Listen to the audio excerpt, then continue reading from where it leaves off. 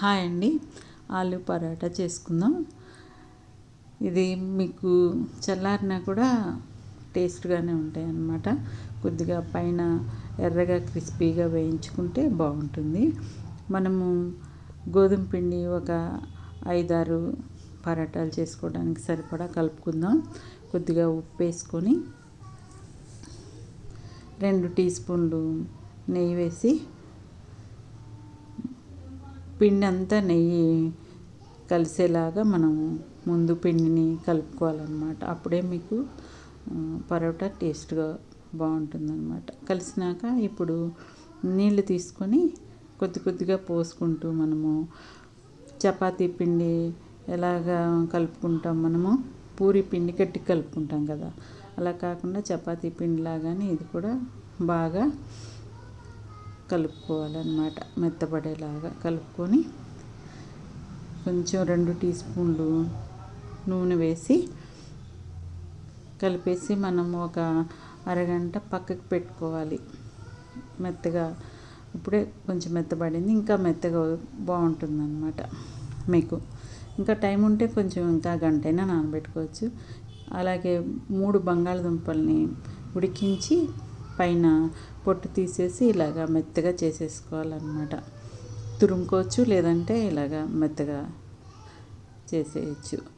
ఇప్పుడు ఒక medium size ఉల్లిపాయ, 2 పచ్చిమిరపకాయలు, కొంచెం కొత్తిమీర, కొంచెం పుదీనా మొత్తం అన్నీ సన్నగా తరిగి వేసుకోవాలన్నమాట. కొంచెం ధనియా పౌడరు, కొద్దిగా జీలకర్ర పౌడరు, అలాగే కొంచెం కారము, కొద్దిగా మీకు ఆమ్చూర్ పౌడర్ అంటారు కదా, అది ఉన్నా పర్వాలేదు, లేదంటే చాట్ మసాలా అయినా వేసుకోవచ్చు. కొద్దిగా ఇంగువ, రుచికి సరిపడినంత ఉప్పు వేసుకొని మసాలా అంతా చక్కగా కలిపి ముద్దలాగా పక్కన పెట్టుకోవాలి. మీ దగ్గర అవన్నీ లేకపోతే నిమ్మకాయ కొంచెం పిండుకున్నా సరిపోతుంది. గరం మసాలా వేసుకొని అలా అయినా చేసుకోవచ్చు. పక్కన పెట్టుకొని ఇప్పుడు ఈ పిండిని మనము చపాతీ చేస్తాం చూడండి, అంతా తీసుకుంటే సరిపోతుంది.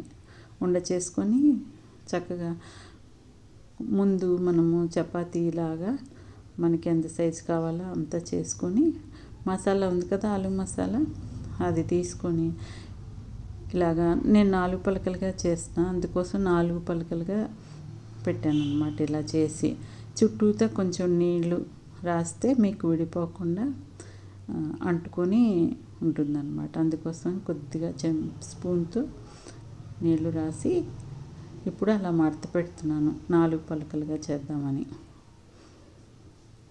చేసేసి మనము లోపల మసాలా అన్ని వైపులకి వచ్చేలాగా మనము పైన నొక్కుంటూ పరోటాని అలా తిప్పుకుంటూ చేయాలన్నమాట. ఎక్కువ ప్రెస్ చేయకూడదు, పైన అంటే మీకు సరిపోతుంది. ఇలా చేస్తే మీకు మొత్తం 4 పలకలుగా వస్తుంది. లోపల ఉన్న మసాలా అంతా సమానంగా పరుచుకుంటుంది లోపల అంతా. ఇప్పుడు స్టవ్ మీద ప్యాన్ పెట్టుకొని కొద్దిగా నెయ్యి రాసుకుంటూ అటు ఇటు ఎర్రగా వేయించుకోవాలి. మీకు మామూలుగా ఆయిల్ అయినా వేసుకోవచ్చు, కొద్దిగా నెయ్యి వేసుకుంటే బాగుంటుందని కొద్దిగా నెయ్యి వేసాను. ఇంకా ఎక్కువ కూడా వేసుకోవచ్చు, సరిపోతుందన్నమాట. ఈ మాత్రం వేసుకున్నా మనం అలా అటు ఇటు తిప్పుకుంటూ ఎర్రగా వేయించుకుంటే మీకు చల్లారిన తర్వాత కూడా తింటుంటే పైన క్రిస్పీగా లోపల ఆలు మసాలాతో చాలా రుచిగా ఉంటాయి. మీకు అలాగా చూసారా, మళ్ళీ మనం లోపల మసాలా మీకు మీ ఇష్టం రౌండ్గా అయినా పెట్టుకొని ముద్దలా చేసుకొని మామూలుగా చపాతీలాగా పైన ఒత్తుకోవాలన్నమాట.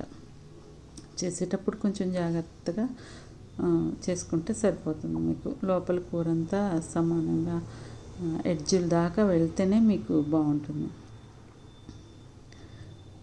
ఇంకా అటు ఇటు తిప్పుతూ ఎర్రగా వేయించుకుంటే మీకు చాలా రుచిగా ఉంటాయి అన్నమాట. బంగాళదుంపలు ఉడికించి పక్కన పెట్టుకుంటే త్వరగా చేసేసుకోవచ్చండి.